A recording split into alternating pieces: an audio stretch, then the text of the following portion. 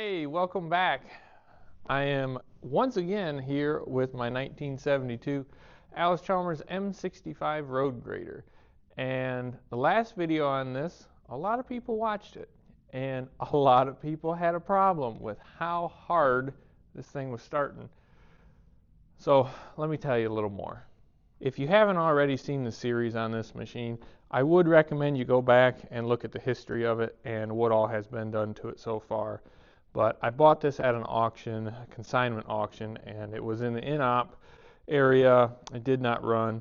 I brought it home and proceeded to have to do a lot of work to it. This grader utilizes an Allis Chalmers 226 cubic inch 4-cylinder gasoline powered engine. It is essentially the exact same engine as this tractor right here and that tractor right there. These are notoriously very good starting engines. Let me show you. This one here is even running a 6-volt system, so it's naturally even slower cranking than the 12-volt system on the grader.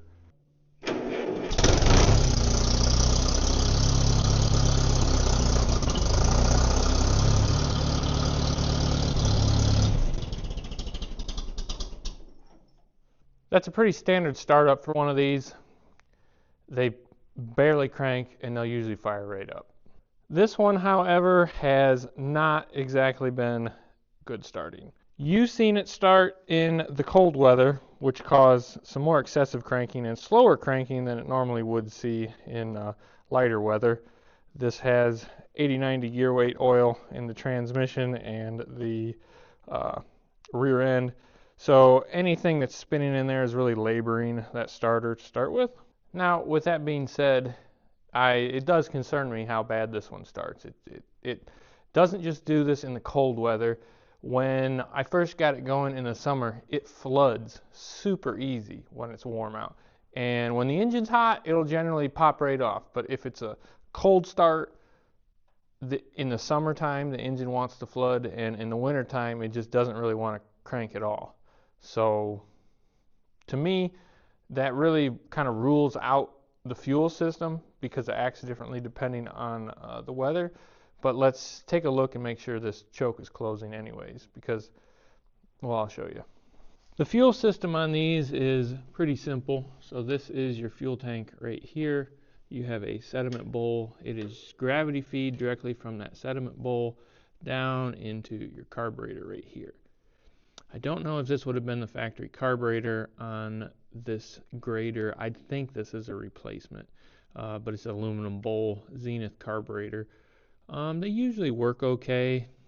The reason I don't think it's a direct replacement is because looking at the linkages, they seem to be universal, and the choke is universal as well as the throttle. So I may do some changing up with the carburetor sometime in the future. But for right now, I want to make sure that this choke is closing fully when I pull the cable in the cab, because this attachment with the wire just bent over the little lever there, not the greatest.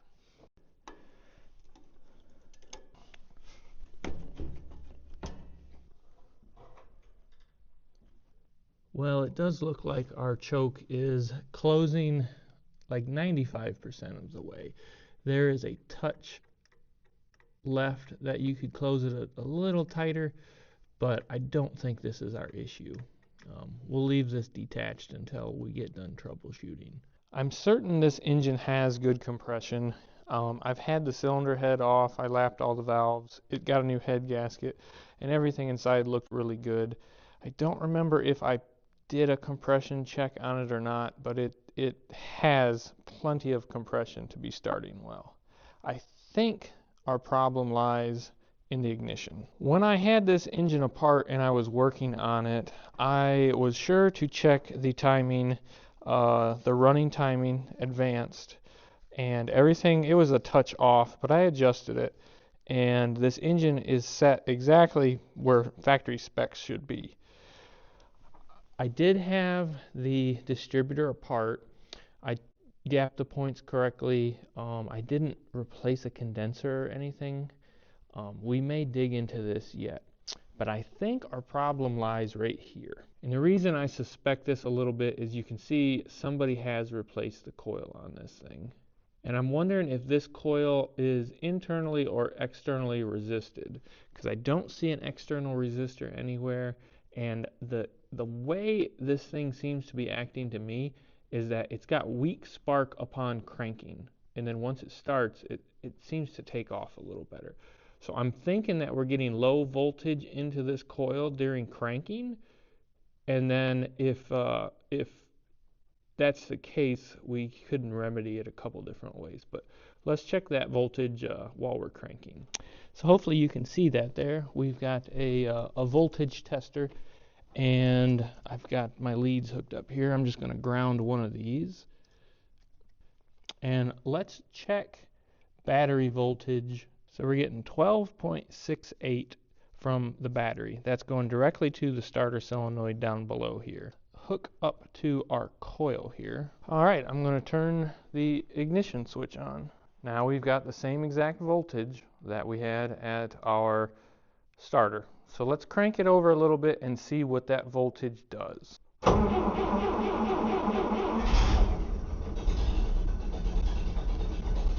Well, surprisingly, this thing started right up, which doesn't normally happen. So let me take a look and see what that voltage did. Okay, I checked the camera there, and it looks like we were down below 9 volts cranking with this setup. And if I'm remembering correctly, you really want to be around 10 volts or maybe even slightly higher. I think as low as like 9.5 is okay, but generally anything less than that, I think you're generally going to get a weak spark.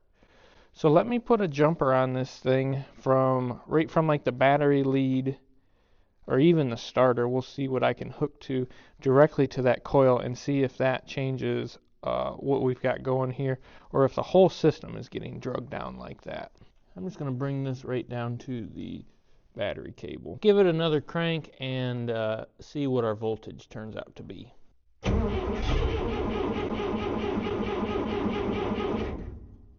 It seems like we might have averaged a slightly higher running voltage there with connected directly to the battery cable, but still seems like it's dropping pretty significantly. And I've kind of suspected the whole time I've owned this that this starter is a little bit faulty or something in there. It's been rebuilt or replaced at some point, you can see.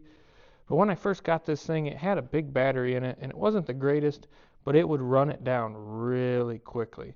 So I think the current that starter is drawing is probably a little bit too much for either the battery that I have in it, or it's just in general that starter is going bad.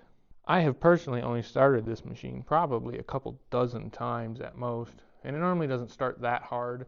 So I'm thinking if there is damage to that, it was probably long before I got it. Not saying I didn't hurt it more, but let's do a little more digging. While we've got that jumper hooked up, I'm actually going to try to give it a scenario where it normally wouldn't start. You give it about half throttle and crank on it. In that scenario, it generally won't crack off. You have to have it like kind of play with the throttle, either full open, full shut in the process. So let's try that.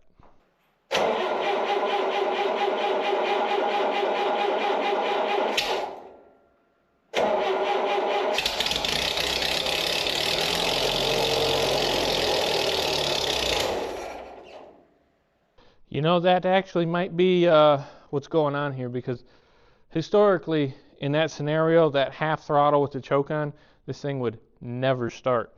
So let's dive in. Let's get this coil off here and see what, if it shows it should be externally resisted or not, or what's going on here. All right, as I'm taking this coil off, I noticed that we've got power feeding into the negative side. And this is a negative ground machine. So this coil is actually hooked up backwards. Let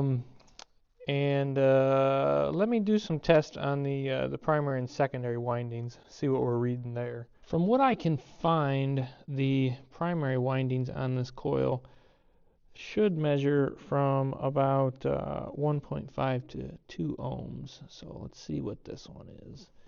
3.6, that's definitely on the high side. With that primary being on the high side of the range, that will cause weaker spark because it's causing more resistance for it to pass through. Let's check the secondaries here. Secondaries on this guy should read 6 to 12,000. Yeah, so we're 8. That's well within spec there. So we're in spec on the secondaries there. We're slightly off on the primaries. I've got another coil here. Let me just get some measurements to figure it out. But this polarity could be our problem, or at least part of our problem.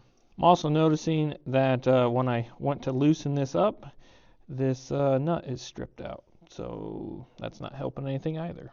We've got a similar 12 volt internally resisted coil. Let's just see what kind of readings we get out of this guy. This is a known good coil.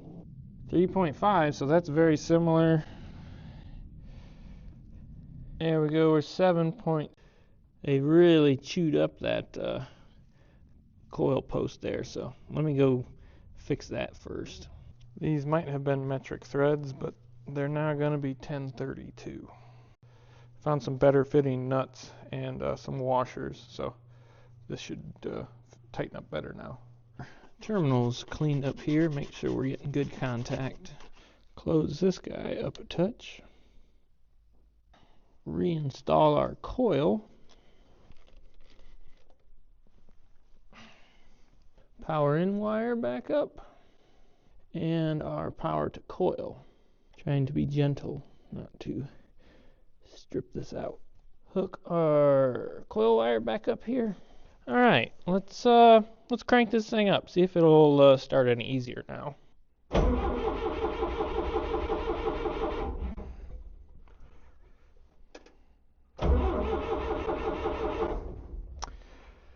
See, now it doesn't seem to make a difference. Now we seem to have created a flooding scenario. So now we're dripping. This thing is just kind of cantankerous all around. We'll give it a one more chance here. We'll just take the choke off and give it some throttle.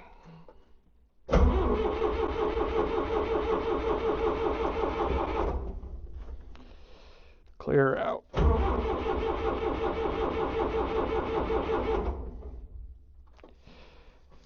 Still hard starting.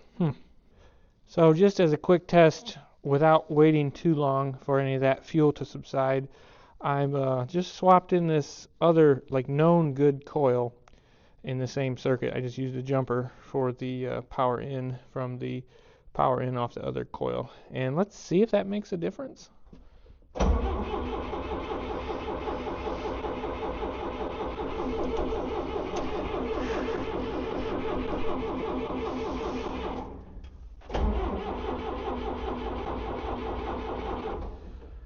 Well, I think that shows that the coil directly is not an issue.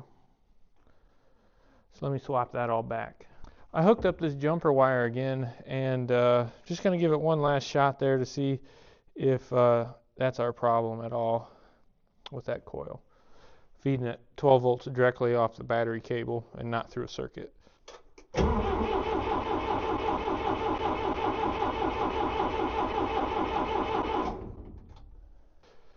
Yeah, that doesn't seem to have solved any issues here, so let's dig into that distributor, see if there's anything hiding in there. I swear I've gone through it before though, but let's give it a check. I don't remember exactly what it looks like in here. I've messed with too many of these engines that all look the same. There's a little age on the cap contacts there, but they look pretty fresh yet. So I'd say those are okay. The rotor, I've definitely been in here. You can see where I've shined it up. It's not burnt down much. It is a little burnt looking, but not enough to really cause the issue we're having.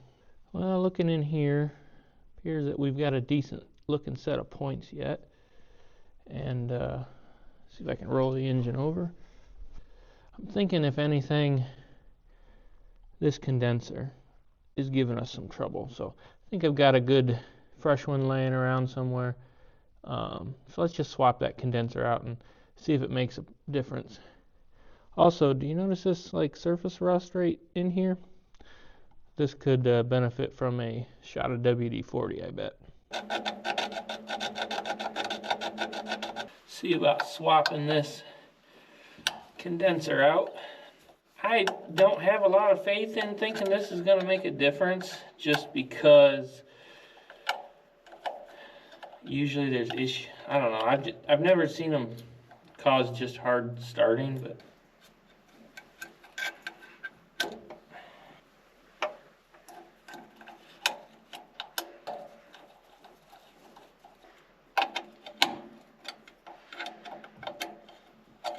WD-40.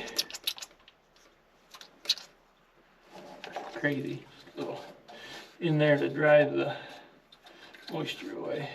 A small shot of brake clean right on the points to make sure those don't have any residue on them. Make sure that brake clean evaporates before you stick it back together, because it will cause a pop. Dust cover back on. Rotor. And the cap.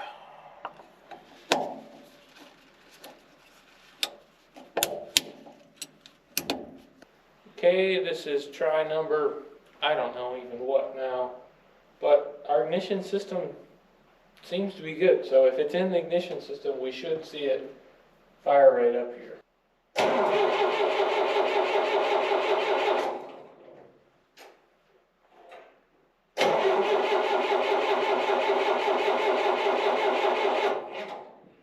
Alright, well, we've worked our way through this far. Let's just, you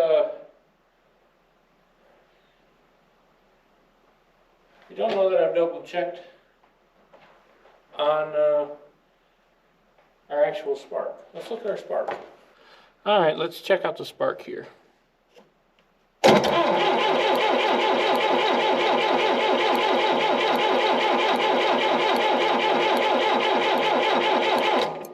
That is some strong looking spark.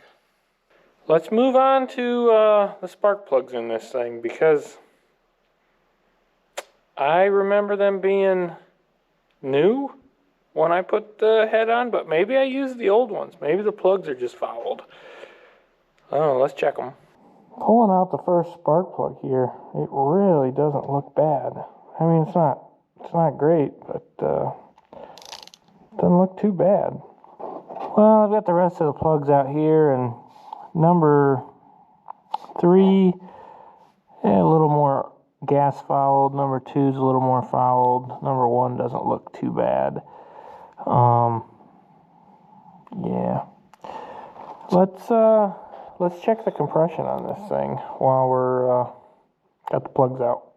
This isn't going to be the most accurate. You really should check this on a warm engine, but we'll get a decent reading here. It'll definitely be lower than it should be.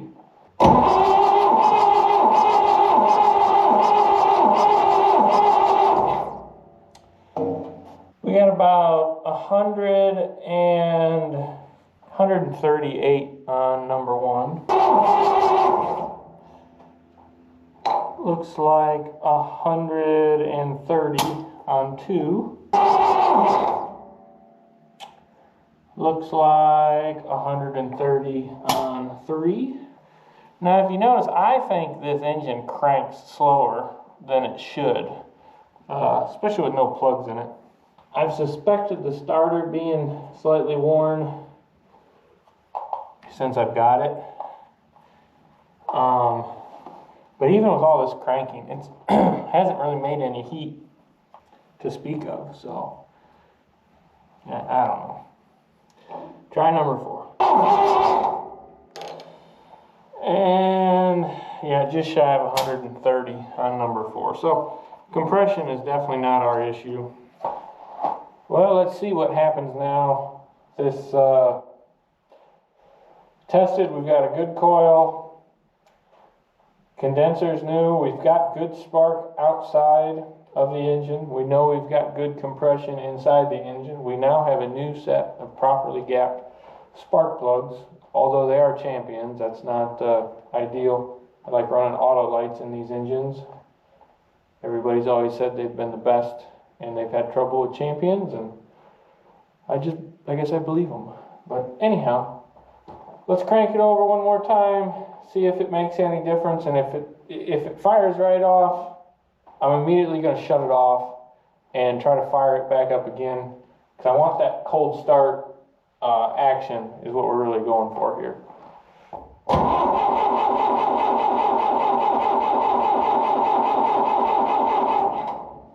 Alright, so we've got the same thing going on. It just wants to crank. So that leads me to believe we've got a fueling issue. That's a lot more work than I intended. I'm going to give a little shot of brake clean in the carburetor here. And we'll see if that makes a difference.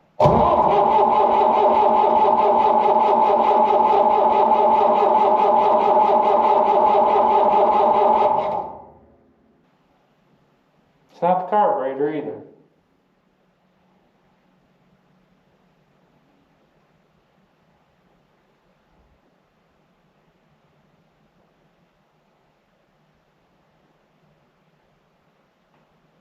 I really think this is coming down to the cranking voltage. My original, suspicion there that the voltage is just dropping too low when it's cranking. Now how do we test that? Because a good looking spark outside of the engine on that little tester doesn't exactly mean it has good spark under compression. Sometimes you'll get a weaker or non-existent spark inside the engine versus outside the engine.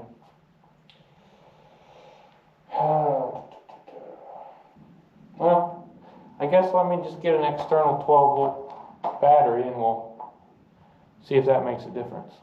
Okay, here's my setup. It's a little hokey, but I got a jumper wire running from the positive going into the coil, and we've got the negative just grounded to the engine. So this is guaranteed to give us 12 point whatever volts directly to the coil, even while we're cranking. So see if that makes a difference and it fires a lot easier, then I'm going to say that draw down while we're cranking, kind of my original suspicion, is correct. So the lower left here is going to show our battery, the voltage going to the coil while we're cranking, and this shouldn't fluctuate now with the current setup.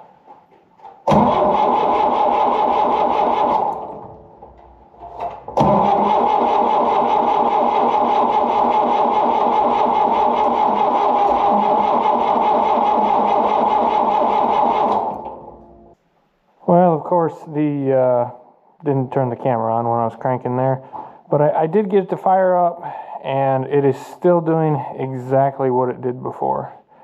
It's not like the additional voltage going in didn't make a difference, so it's not in the ignition system. It's alright. So I went and had some lunch and did a little bit of pondering on this thing, and I think it's in the carburetor here, and my current suspicion, at least what I'm going to go for right now, is the choke.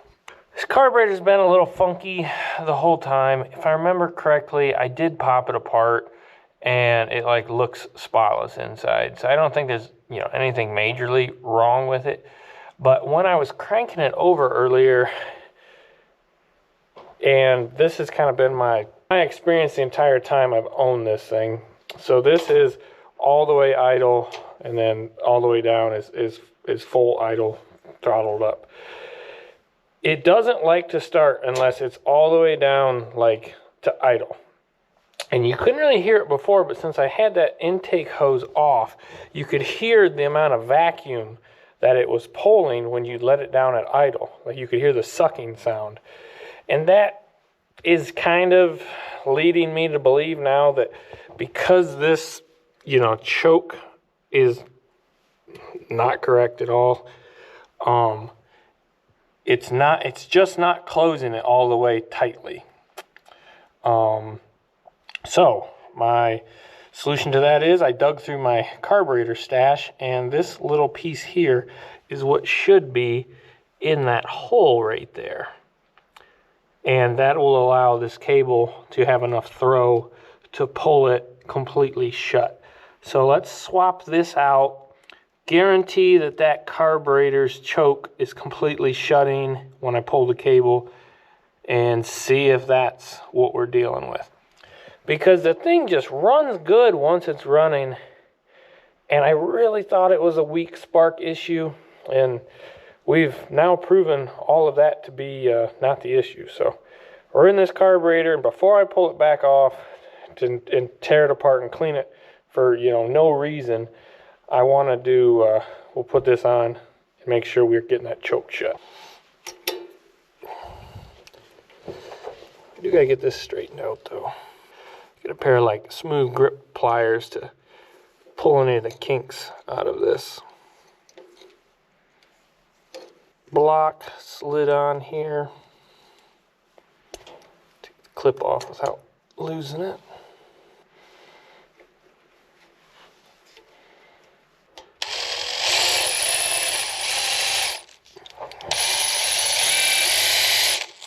Nice, I found a dull drill bit. Let's try that again.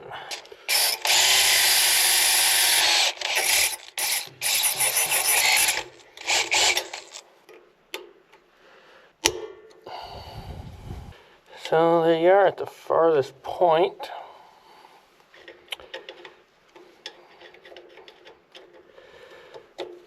Tighten our clamp down. Okay, so before when we were looking, we didn't have it completely shut. It's almost exactly the same as it was earlier.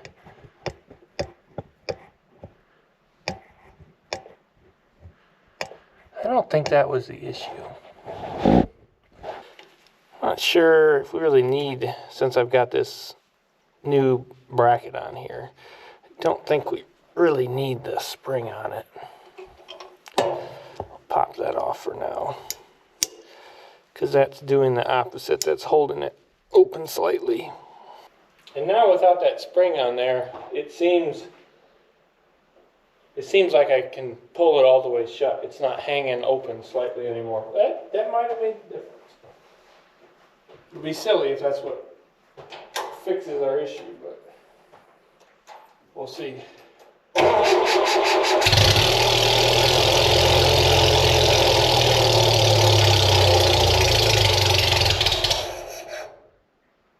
Holy cow. I think that was the problem all along. I couldn't get the choke shut. Try it one more time. Still being cold. I'll crank it with no choke, and then I'll pull the choke all the way. And if that gets it going, then I think we've fixed our issue.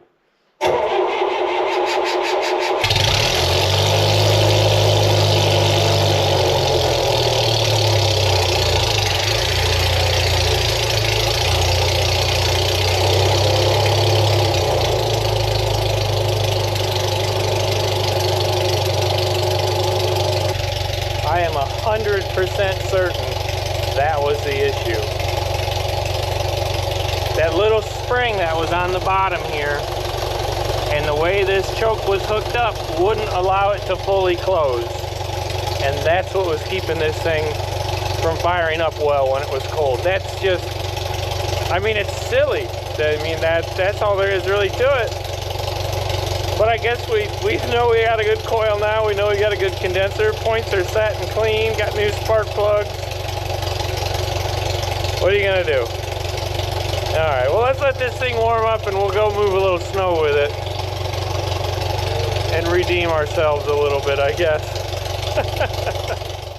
It's the next day now. I just want to throw this in here. This machine sat overnight. It's about 20 degrees inside the shed here. Just want to make sure that this, in fact, did fix our issue. So, see if this will crack right off or not.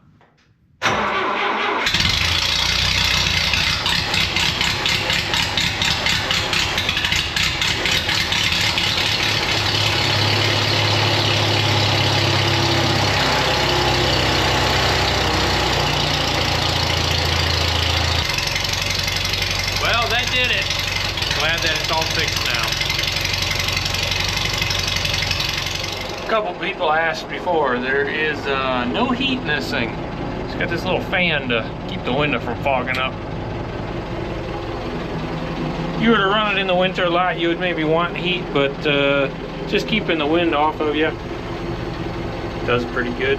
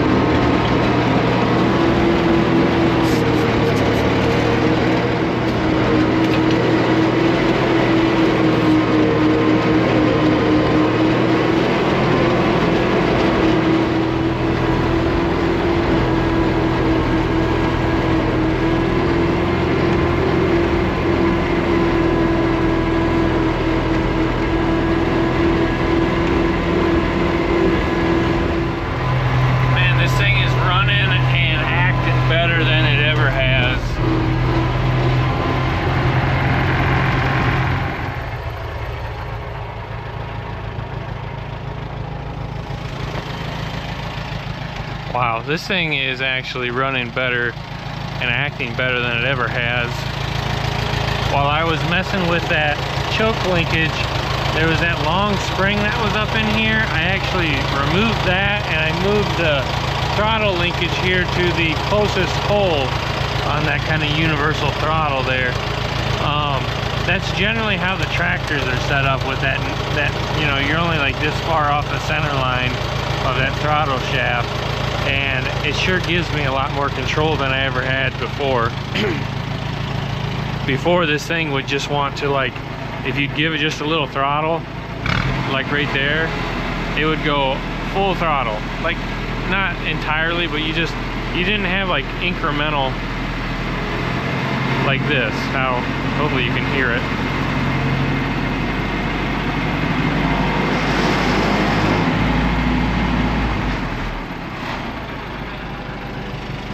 And I'm sure that spring and where that linkage was on the throttle, basically the governor wanted to give it just a little bit of throttle and it would move that throttle shaft arm like way too far right off the get-go. So you didn't have hardly any low end to the thing as far as like RPM adjustment went. So I'm glad I changed that. I'll take that goofy little bracket somebody put on there and remove it. The choke's working right now. Man, seems kind of silly thinking about it now that, you know, I did all that work on the ignition just for it to really be that choke there. But it, you know, just look at it as you know, kind of got a tune-up, points were checked, you're good to go. That's nothing too out of the ordinary. I'm a little bit worried that this connection's going to come loose with the threads not being very good on that coil, so I'll keep an eye on that. I know everybody's probably seen this oily slobber all over the head. While I was in here, I tightened up the valve cover nuts, so that should subside now. But yeah, this old machine is doing good. It's kind of fun to play with. It's cold out today. It's only like 15 degrees, but the sun's shining, so it's kind of fun to play with it a little bit. But yeah, so hopefully not too many people were upset with this thing cranking over in that last video, although it does seem to have bothered a few. But yeah, now if you see it in a video in the future, it should crack right off. We won't have any of that 30-40 seconds of starter cranking, and people cannot get as upset now, I guess. It needed done regardless, and I'm happy the machine should be you know, one step closer to like really reliable, I guess. You know, next up on this thing, I really need to get some tires for it. A couple people mentioned tire chains, and you could get away with them on this thing. The problem is the crown and the pinion gears in these, I'm told, are known to be kind of weak, and tire chains I think would let it bite a little more than I want it to, and I really don't want to have to source a new crown and pinion for this thing just as a toy like this. So yeah, well, I hope you all kind of enjoyed watching me wrench on this thing and do some troubleshooting. Hopefully you learned something. You know, obviously I'm not a mechanic. This is just basically, these machines are a hobby to me, so it's not everything I do all the time. So you're watching me possibly make mistakes to hopefully find the, you know, end resolution. So if anything, yeah, I hope you learned something, and maybe you can go straight to some different parts of my diagnostics if you're having a similar issue. Anyhow, hope you guys enjoyed the video. If you did, leave a comment, leave a like. I appreciate all of that. And until the next one, I appreciate you watching, and I'll see you then.